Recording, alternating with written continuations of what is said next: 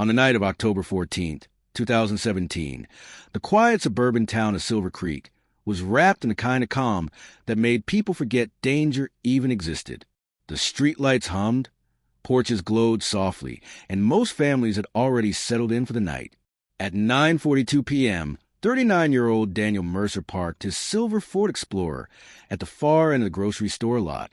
He only needed to grab milk and cereal for the next morning. His kids, 11-year-old Noah and 8-year-old Clara, were picky about their routine.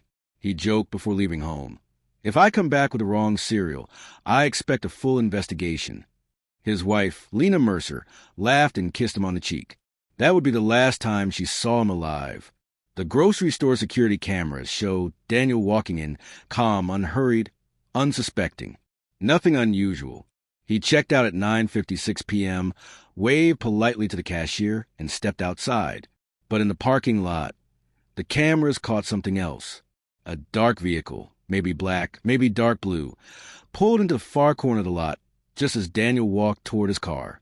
The license plate was impossible to read. For minutes later, the cameras picked up a flash of movement, then silence. At 10:11 p.m., a passerby found Daniel lying beside his SUV.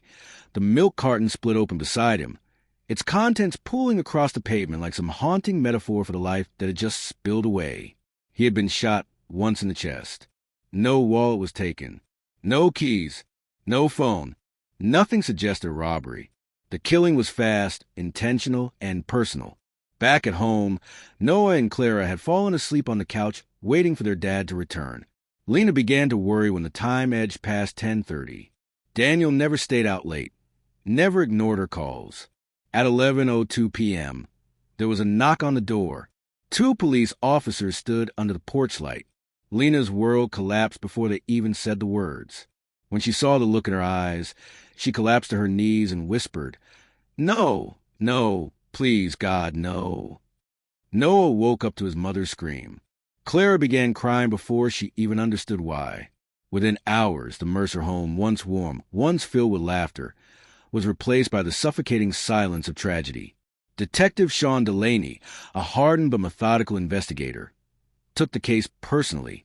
Silver Creek had not seen a murder in nearly 9 years. This one shook everyone. From the start, something about the scene bothered him. No signs of struggle. No forensic evidence. No fingerprints. No shell casing. The killer seemed to know exactly when and where Daniel would be. This was not random. When detectives checked Daniel's phone records, something unexpected surfaced. A call he received just 12 minutes before he entered the grocery store. A call from an unknown number. A number that had been used only once. The call lasted 13 seconds. What was said during those 13 seconds? No one knew, but investigators were convinced that call led him straight into his killer's path.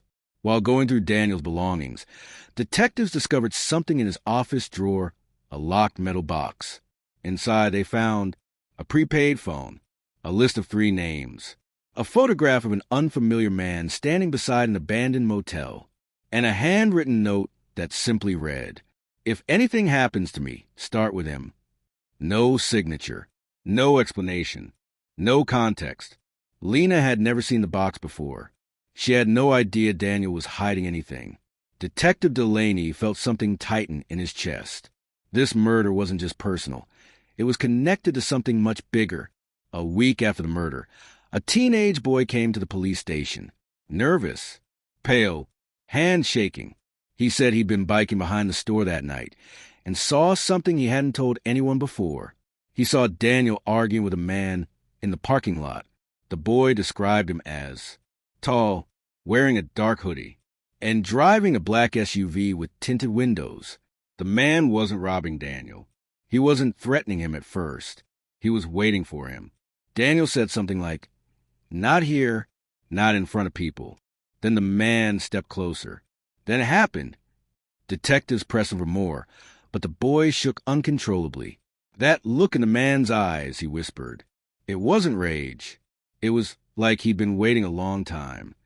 Based on the witness description, detectives searched surrounding towns for similar vehicles. 3 nights later, a patrol officer found a burned-out black SUV in an empty field outside Silver Creek. The plates had melted, and the interior was destroyed. But inside the ash-covered debris, investigators found one thing that survived the fire: a wedding ring, a man's wedding ring, but not Daniel's. Inside the band was an engraving: Forever LM. Detective Delaney froze. Daniel's wife was Lena Mercer.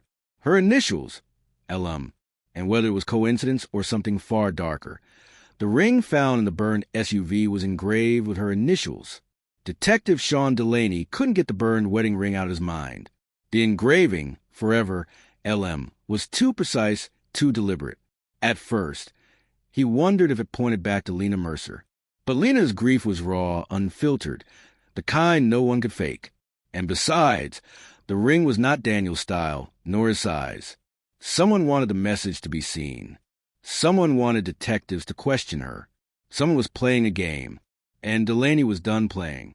Inside Daniel's metal box, they'd found a photograph of an unfamiliar man in front of an abandoned motel. Delaney ordered a county-wide facial search. 4 hours later, a match hit. The man was Victor Hale, former security contractor, discharged after a violent altercation in 2012. Since then, he'd become a ghost, moving from town to town, picking up odd jobs, never staying long enough to build a trail. But the real shock? Victor Hale had once worked for a private investigation firm in Silver Creek, a firm Daniel secretly hired 3 years earlier. The question was no longer, who killed Daniel? It was now, why did Daniel hire Victor, and why had Victor turned on him? Phone analysts finally cracked the burner phone found in Daniel's box. The last outgoing message, sent 3 days before he died, read, "I know what you did. It ends now." It had been sent to Victor Hale. And suddenly, everything snapped into place. Daniel discovered something Victor was involved in. Victor panicked. The unknown 13-second call Daniel received before entering the store? It was Victor luring him out. The black SUV belonged to Victor. The ring with LM wasn't about Lena. It stood for someone else, someone Victor had lost. Someone whose death Daniel had uncovered. Delaney dug deeper, and then he found it. In 2016, a woman named Laura McKenzie, initials LM, was killed in what police ruled an accident. She was Victor Hale's fiancée, but the case file showed injuries that didn't match an accident at all. It looked like she'd been strangled before her car was staged to crash.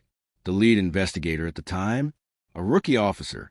The case never went to homicide, and Victor never accepted a ruling. Daniel, out of personal curiosity, had reopened the case privately. He'd grown suspicious after realizing Laura's autopsy was rushed and the report altered. Someone murdered her, and Daniel got too close. Daniel had been investigating Laura's death to find the real killer, but Victor believed Daniel was trying to frame him. Victor thought Daniel was the one who exposed his fiancée's death. So Victor followed him, stalked him, waited for the right moment. In reality, Daniel was trying to help Victor, not expose him. But Victor didn't know. And now Daniel was dead because of a misunderstanding forged in grief and rage. SWAT in Silver Creek PD stormed Victor's last known hideout, an abandoned mechanic's garage on the outskirts of town. The place was deserted, except for one thing. Pinned to the wall was the original photograph of Daniel's family, Lena, Noah, and Clara, taken from Daniel's office. A note was scrawled beneath it. "You took her from me. Now I take everything from you." Victor was not running. He was planning something worse. The clock ticked. At 2:14 a.m., officers received a call from a highway camera operator. Victor's burned SUV had been replaced by a new stolen one, a blue Jeep Cherokee, heading toward the Mercer home. Delaney didn't wait for backup. He sped ahead, heart pounding. When he reached the Mercer house, Victor was already on the front lawn, armed, wild-eyed, ready to end the Mercer bloodline. Lena stood behind Detective Delaney, clutching her children, trembling but refusing to leave. "Victor," Delaney shouted, "you've got this wrong. Daniel was helping you." Victor froze. Confusion flickered in his eyes. He knew Laura's death wasn't an accident, Delaney continued. He found the real killer. Victor's gun faltered.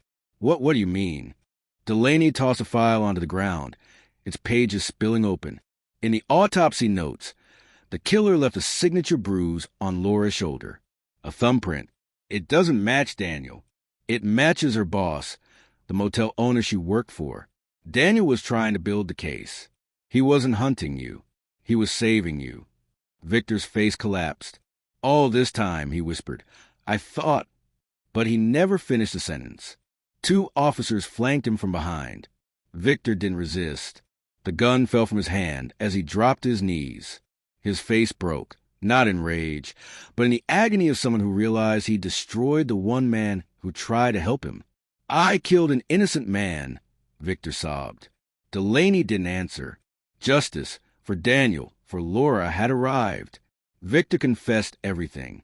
The misinterpreted clues, the paranoia, the grief-fueled rage, and the single gunshot that ended Daniel's life. The real killer of Laura Mackenzie, the motel owner, was arrested within days, completing the final piece of Daniel's investigation. Silver Creek mourned Daniel Mercer as a man who died trying to do what was right. At the memorial service, Detective Delaney placed a metal box, now unlocked with the truth, beside Daniel's portrait. You solved it, Dan, he whispered. You solved both of them. Victor Hale was sentenced to life in prison, but before he was taken away, he recorded a message for Lena and the children. I can never undo what I've done, but I swear to you, Daniel didn't die for nothing. He saved Laura, and now the world will know he saved her. Lena cried when she heard it, not out of forgiveness, but closure. Daniel's empty seat at the table would never be filled, but justice had finally taken its rightful place.